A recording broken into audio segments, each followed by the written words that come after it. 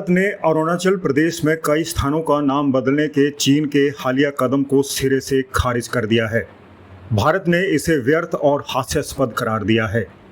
विदेश मंत्रालय ने दोहराया है कि अरुणाचल प्रदेश भारत का अभिन्न अंग है और इस तरह की रचनात्मक नामकरण से इस वास्तविकता में कोई बदलाव नहीं आएगा। यह चीन का पहला ऐसा प्रयास है जब उसने अक्टूबर 2024 में पूर्वी लद्दाख में सैन्य वापसी के समझौते के बाद इस क्षेत्र में स्थानों का नाम बदला है, जिसके बाद प्रधानमंत्री नरेंद्र मोदी और चीनी राष्ट्रपति शी जिनपिंग की मुलाकात हुई थी।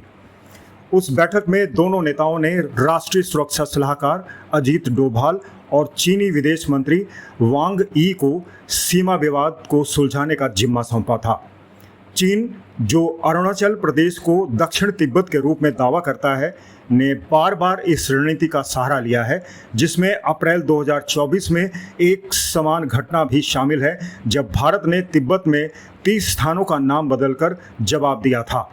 विदेश मंत्रालय ने जोर देकर कहा है कि इस तरह के कदम अंतर्राष्ट्रीय कानून और द्विपक्षीय समझौतों के तहत वैध नहीं है और भारत अपनी संप्रभुता और क्षेत्रीय अखंडता की रक्षा के लिए प्रतिबद्ध है।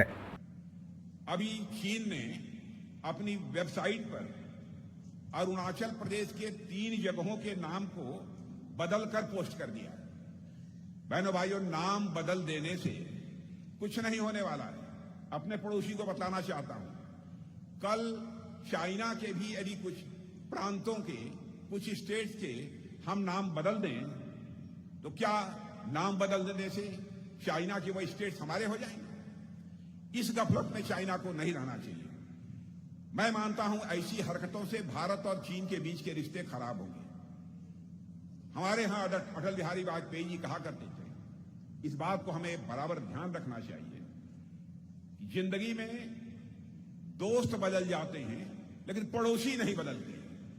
भारत की जो सोच है, हम सारे पड़ोसियों के साथ अपने अच्छे रिश्ते बनाकर रखना चाहते हैं, मधुर रिश्ते बनाकर रखना चाहते हैं। लेकिन भारत के मान, सम्मान, स्वाभिमान पर यदि कोई चोट पहुंचाने की कोशिश करेगा तो बहनों भाइयों, स्वाभाविक है उसका जवाब देने की भी कुवत आज भारत के अंदर है। मैं आपको बताना चाहता हूं, हम जिस हद तक सीमाओं की सुरक्षा करना चाहते हैं उसमें निश्चित रूप से कुछ न कुछ कठिनाई आएगी। इसलिए सीमा के जो हमारे गांव हैं उनको हम अपना फर्स्ट विलेज मानते हैं, पहला गांव मानते हैं, और साथ ही उसके का स्ट्रेटेजिक इंपॉर्टेंस तो है ही। और साथ ही मैं कहना चाहता हूं, यहां के लोगों को भी मैं यह मानता हूं, अरुणाचल के रहने वाले लोग हमारे स्ट्रेटेजिक एसेट हैं। इसलिए आप सबके प्रति हम लोगों के दिल में विशेष एक प्यार का भाव, एक सम्मान का भाव रहता है।